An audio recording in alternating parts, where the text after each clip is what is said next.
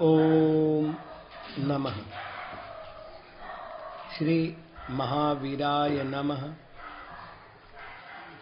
श्री द्वादशांग श्रुत देव्यै नमः। आचार्य श्री आदि सागर महावीर कीर्ति सन्मति सागर गुरुभ्यो नमो नमः। सत्त्वेषु मैत्रीं गुणेषु प्रमोदम् क्लिष्टेषु जीवेषु कृपापरत्वम् माध्यस्थभावं विपरीतवृत्तौ सदा ममात्मा विदधातु देव। निजार्जितं कर्म विहाय देहिनो न कोऽपि कस्यापि ददाति किंचन विचारयन्नेव मनन्यमानस परो ददातीति विमुञ्चसे मुषिम्।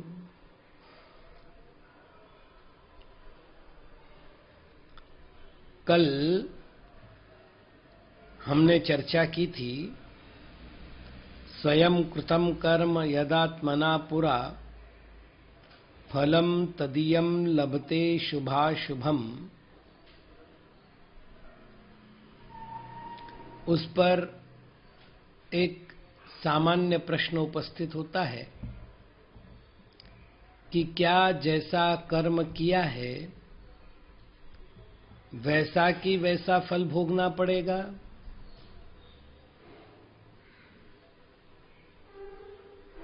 नहीं, ऐसा नियम नहीं है, क्योंकि यदि कर्म फल भोग करके ही छूट सकता हो, उसके अतिरिक्त और कोई व्यवस्था ना हो, तो फिर जीव को मोक्ष कभी नहीं हो सकता। क्यों नहीं होगा? पिछला कर्म उदय में आया, उसको भोगते समय जीव ने जिस किसी प्रकार के भाव किए, उस भाव के कारण पुनः कर्म बंध हुआ, पुनः उसको भोगना पड़ेगा, पुनः कर्म बंध होगा। बंध उदय भोग, बंध उदय भोग, ये पूरी चक्रक व्यवस्था चलती रहेगी और मोक्ष नहीं हो पाएगा। तो ये आवश्यक नहीं है कि कोई आदमी कर्म करे और उसको भोगे ही।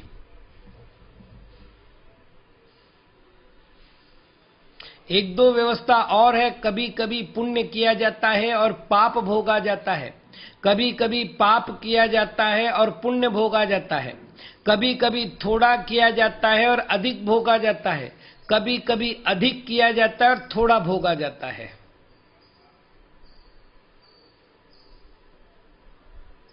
आत्मा का जैसा पुरुषार्थ होगा, आत्मा की जैसी संगति होगी, कर्मों की वैसी ही व्यवस्था बनेगी।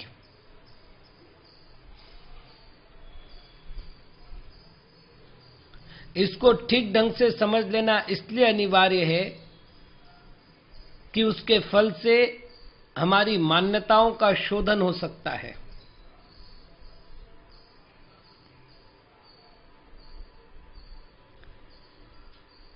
जैसा कि मैंने कहा, कभी कभी आत्मा पुण्य करता है और पाप भोगता है।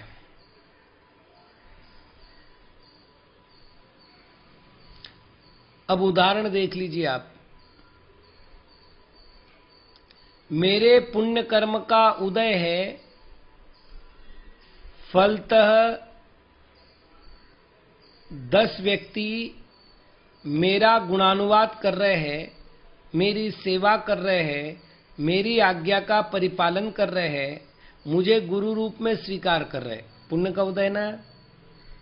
अब मैं पाप भोग रहा हूं।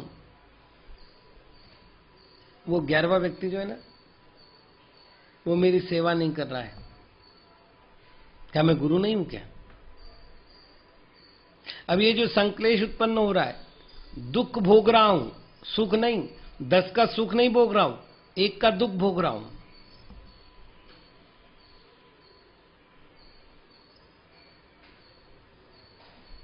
तो कभी कभी पुण्य का उदय होता है और पाप का भोग होता है। कभी कभी इससे बिल्कुल उल्टा होता है, पाप का उदय होता है और पुण्य का उपभोग होता है।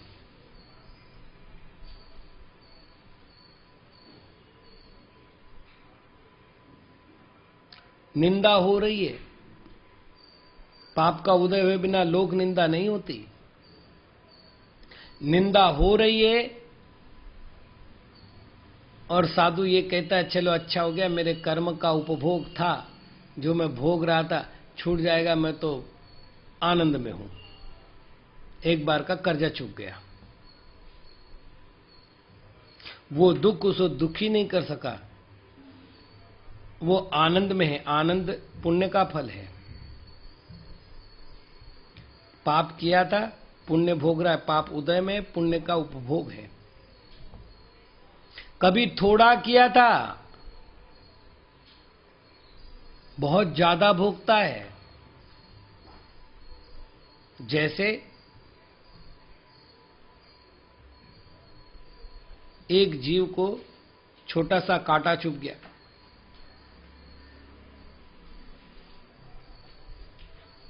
पाप कर्म का उदय था, विष कंटकादिक का संयोग मिला। अब दिन भर उसी को पकड़ के बैठा, देखो मेरे को कितनी तकलीफ हो रही, यहां पर कांटा चुभाता, मेरा क्या होगा, ये अगर जहरीला कांटा होगा तो मेरा क्या होगा। अब वो जितनी देर दुख भोग रहा है,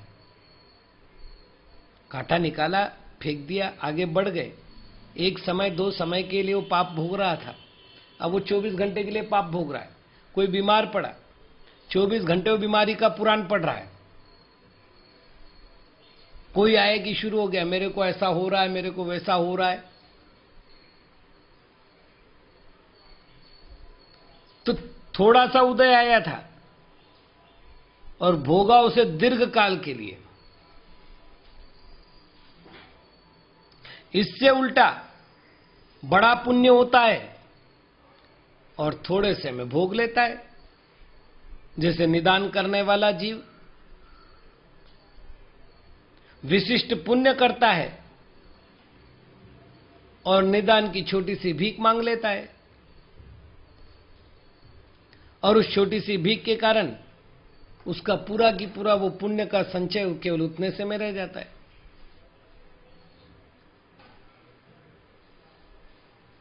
तो जो आदमी जैसे करता है वैसे भोगता है, ये एकांतिक नियम नहीं है।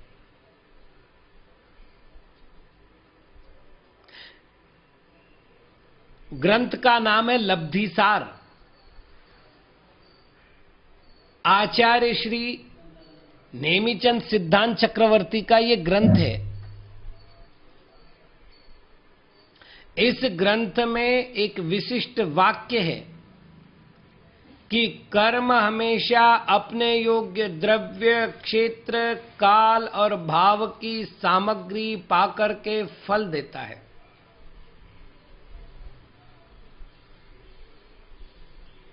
यदि आपने तदयोग्य द्रव्य, क्षेत्र, काल, भाव की सामग्री नहीं दी है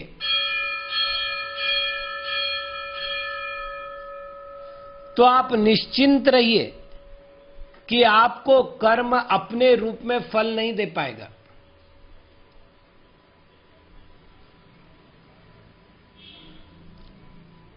अब मैं आपको 1-2 उदाहरण देता हूं। एक व्यक्ति है, उस व्यक्ति के क्रोध कषाय का उदय है। 7:25 पर आज है, अभी 7:24 हुए हैं। वो व्यक्ति, मैं आचार्य श्री की कक्षा में बैठकर धर्म ध्यान करूंगा, कुछ ज्ञानाध्ययन करूंगा, ऐसा विचार करके एकांत में गया। वह अपने जैसे भी साधन का प्रयोग करा, उस साधन के प्रयोग से वो कक्षा में सम्मिलित हुआ। अब 7:25 पर उदय में आने वाला क्रोध कर्म 7:25 पर भी उदय में आएगा, 24 में नहीं, 26 में नहीं। और 7:25 पर वो शांत भाव से गुरुवाणी सुन रहा है, उसमें बताए गए तत्व का आनंद ले रहा है, ज्ञान प्राप्त कर रहा है। अब आप मुझे बताइए, वो 7:25 पर जो क्रोध कषाय का उदय है, क्या वो उसको क्रोध रूप फल देगा? नहीं देगा। चरणान योग के ग्रंथ इसी बात की व्यवस्था बनाते हैं। चरणान योग के ग्रंथ में कहा गया, जिसे ब्रह्मचर्य व्रत का परिपालन करना है, उस व्यक्ति को, उस साधक को वृद्ध संगति करनी चाहिए, कुशल संगति का परित्याग करना चाहिए।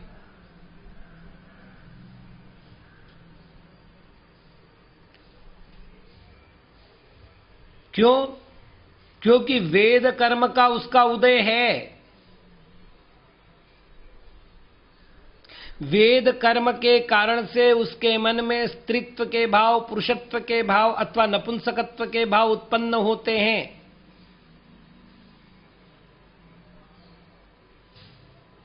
लेकिन यदि वो वृद्ध संगति करेगा, तो जिस समय वेद कर्म का उदय होगा, और उस उदय की जगह मैं कहूं उदीर्णा, क्योंकि मैथुन संज्ञा का कारण उदीर्णा है, वेद कर्म की उदीर्णा होगी, और उस उदीर्णा के काल में उसके परिणामों में अत्यंत तीव्र संक्लेश होगा। वृद्ध संगति, यहां वृद्ध का अर्थ है ज्ञान वृद्ध, तपो वृद्ध, दीक्षा वृद्ध, अनुभव वृद्ध, चारित्र वृद्ध, अर्थात रत्नत्रय वृद्ध, रत्नत्रय में बड़े।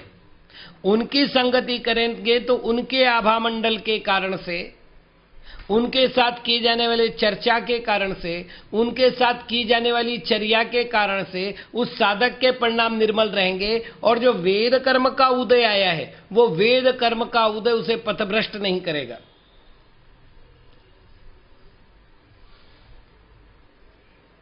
एक घटना हुई,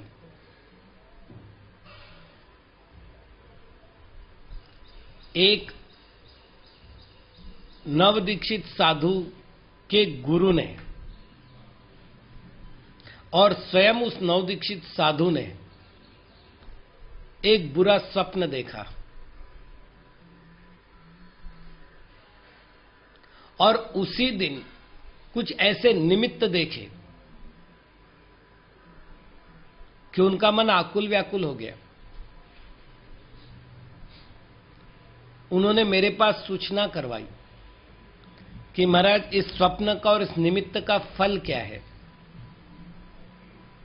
मैंने कहा, नव दीक्षित साधु के चारित्र में कुछ दूषण होना है, उससे जिन शासन भी मलिन हो सकता है और स्वयं की दीक्षा भी दांव पर लग सकती है।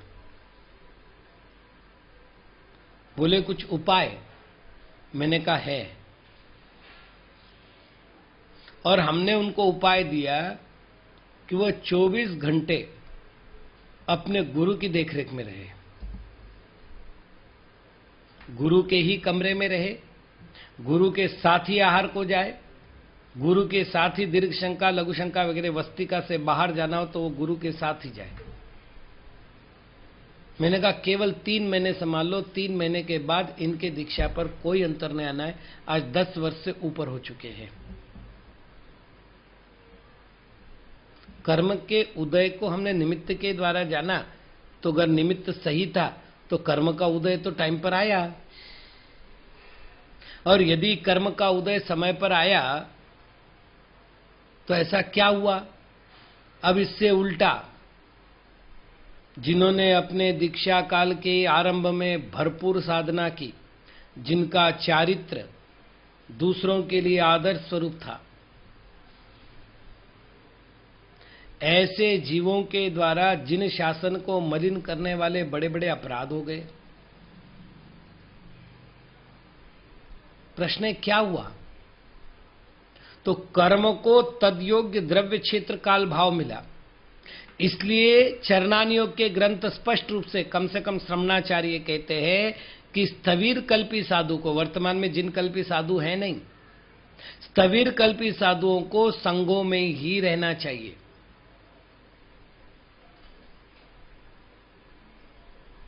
दूसरा कोई उपाय नहीं दिया।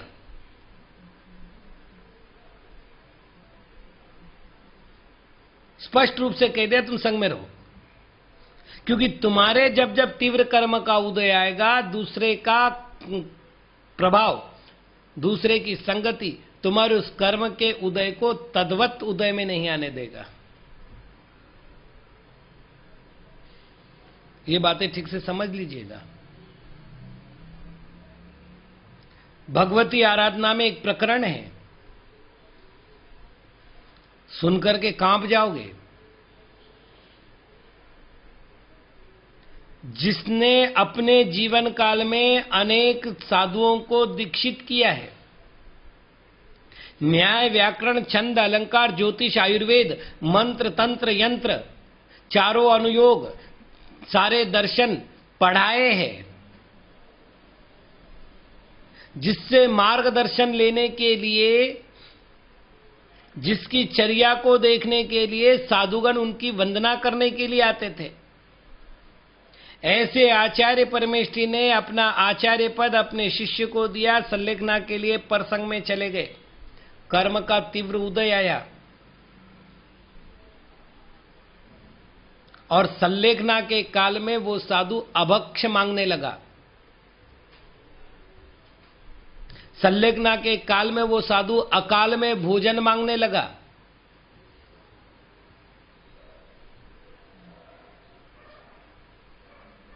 स्वतंत्र अध्याय दिया है भगवती आराधना में, अन्न संदर्शन अधिकार, और उस अधिकार में स्पष्ट किया गया कि निर्यापक आचार्य उसके पास जाए, उसके मन के भाव पूछे, वो वस्तु उसके सामने बनवा के लाई जाए। जैसे मान लो उन्होंने कहा कि मुझे जलेबी खानी है, तो जलेबी बनवा करके लाई जाए और आगम के उन शब्दों के द्वारा उसे संबोधन कराया जाए कि जलेबी खाने का विकल्प तुम्हारे संलेखना में कितने बड़ा बाधक है, और उसके उपयोग को स्थिर किया जाए। सोचिए, जिस व्यक्ति ने वर्षों वर्षों तक अपने संयम की साधना किए, उसके द्वारा ये भाव क्यों जगे?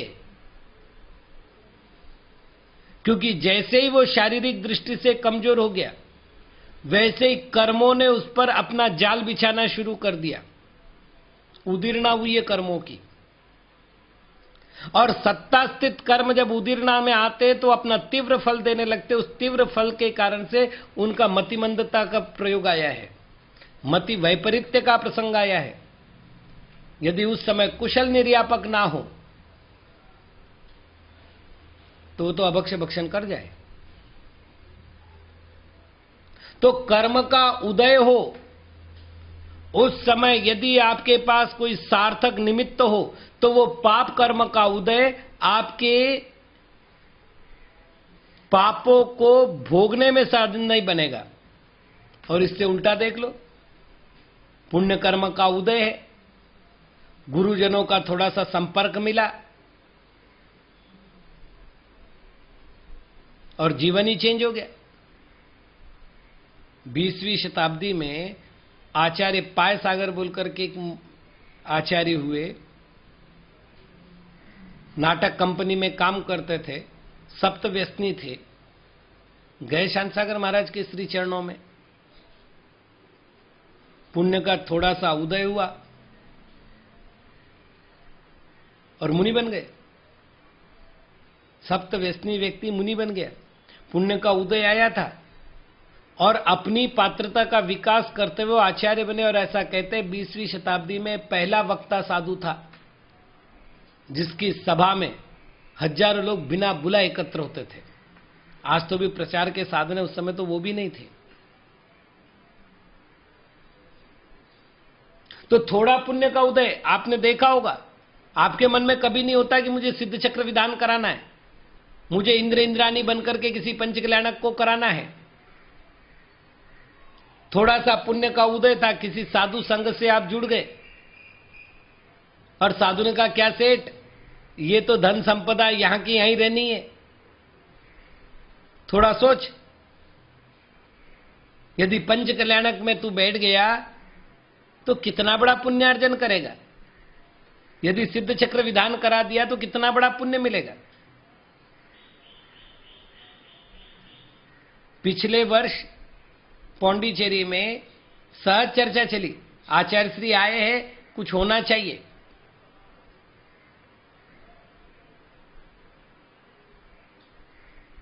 तो एक सदगृहस्थ महिला ने अपने परिवार से चर्चा की, बोले आचार्य श्री अगर आदेश दे देवे तो कर लेंगे।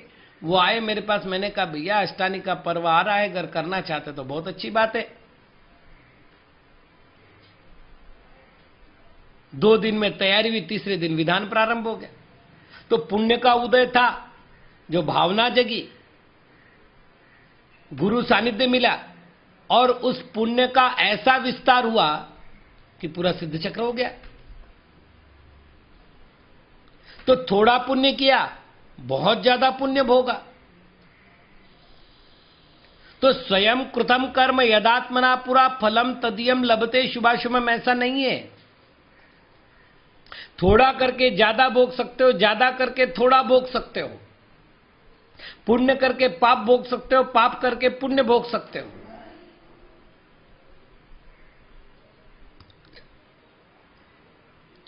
करना तुम्हारी अज्ञानता थी, भोगना तुम्हारा पुरुषार्थ बन जाए, और उस भोग के साथ यदि विवेक जागृत हो जाए तो कर्म का भोग तुम्हें पाप वन में डाल ही नहीं सकता। अब आप सोचिए ना, दिगंबर मुनिराज है, ऐसे कुछ पाप कर्म पिछले भव में किए थे जिसका उदय आ रहा है, और उस उदय के फल से उन पर उपसर्ग हो रहे, उन्हें परिषद सहन करनी पड़ रही है, निरंतर शरीर में रोग हो रहा है, और वो शरीर को अपना परद्रव्य मान करके अपनी मस्ती में मस्त है। क्या किया उस कर्म ने उनका? 7 दिन तक पार्श्वनाथ पर उपसर्ग होता रहा। क्या किया कर्म ने उनका? उदय में तो कर्म आया, भोगने में कर्म नहीं आया।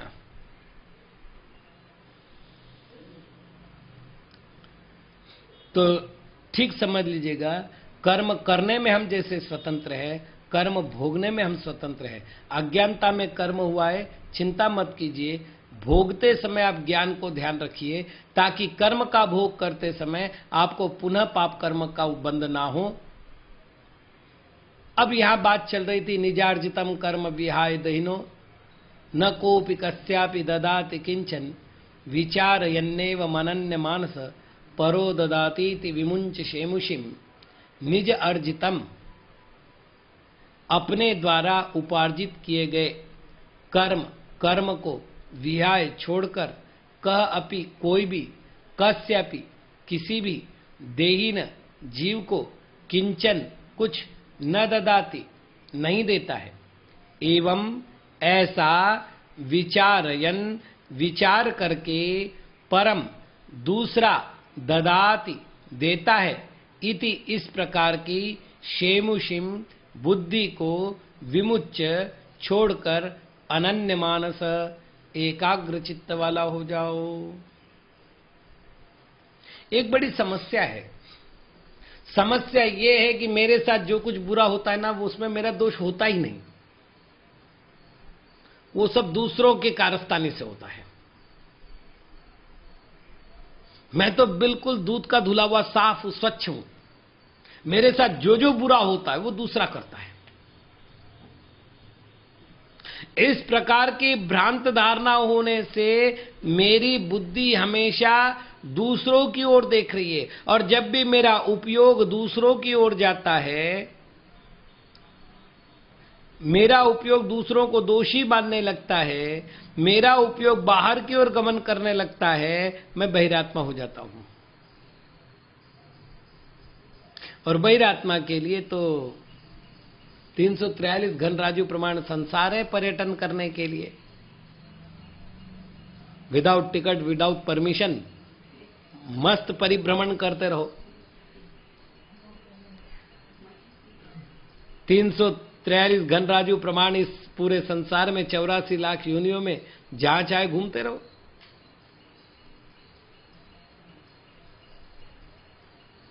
बड़ी विचित्र दशा है। एक बात निर्णय कर लो कि निजार्जितम कर्म विहाय देनो न कोपि कस्यापि ददाति किंचन। कोई भी जीव शुभ अशुभ रूप भाव करता है। जैसा भाव करता है वैसे ही प्रकृति, स्थिति, प्रदेश, अनुभाग नाम के बंध उसको होते हैं। जैसा बंद होता है वैसा सत्ता में पड़ा रहता है। जैसा सत्ता में होता है वैसे उदयावली में आता है। जैसा उदयावली में आता है वैसे उदय में आता है। जैसे उदय में आता है वैसा फल देता है, और जैसा फल देता है वैसे उसको निमित्त मिलते हैं।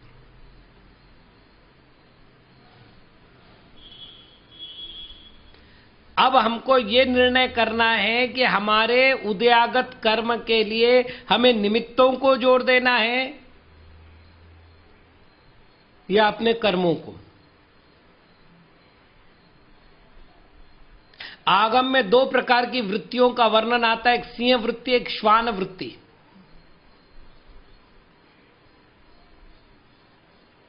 सिंह पर यदि कोई पत्थर फेंके, फिर जाएगा कौन फेंकने के लिए, एक उदाहरण के लिए बता रहा हूं कि सिंह पर कोई पत्थर फेंके तो सिंह पत्थर को नहीं देखने भागता कि कौन मुझे मार रहा है। वो देखता है कि पत्थर फेंकने वाला कौन है और उस पर हमला करता है। इसको सिंह वृत्ति कहते हैं। श्वान वृत्ति इससे भिन्न है। वो पत्थर के पीछे दौड़ता है कि ये मुझे मारने आया था। वो मारने वाले को नहीं देखता, वो जिसके द्वारा मारा गया उस मारण के साधन को देखता है। अज्ञानी जीव की दशा यह है कि वो दुख के कारणभूत अपने द्वारा उपार्जित किए गए कर्मों को नहीं देखता। वो देखता है जिनके निमित्त से दुख प्राप्त हो रहे उन निमित्तों को, और वो निमित्त से राग करता है, वो निमित्त से द्वेष करता है। और सोच करके देखो कि शुभ अशुभ कर्म का फल यदि उसके कारण से मिल रहा है तो मेरे किए हुए कर्म का क्या होगा? गलत मान्यता है। जितने भी निमित्त हमें मिल रहे हैं वो निमित्त हमारे कर्म के उदय के काल में सहयोगी निमित्त है। उनके निमित्त से हम कर्म का फल भोग रहे हैं। यदि सज्जन हो तो हाथ जोड़कर आभार मानिए कि तुम्हारे कारण मेरे कर्म का उपभोग हो गया, अब मैं मुक्त हो गया। दोष मत दीजिए। और जड़ मूल से उखाड़ना है तो उसे उखाड़िए जो आपको दोषी बना रहा है, अर्थात कर्म को। और कर्म को भी क्या दोष दे बेचारा, वो तो पुद्गल है।